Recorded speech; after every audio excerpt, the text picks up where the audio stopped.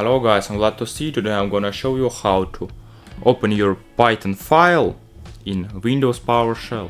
Okay, first of all, open Windows PowerShell and click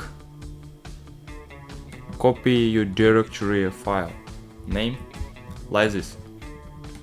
Okay, but if we click on enter, nothing. We open our file, no?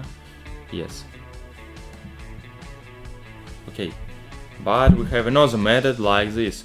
Write Python I and directory name.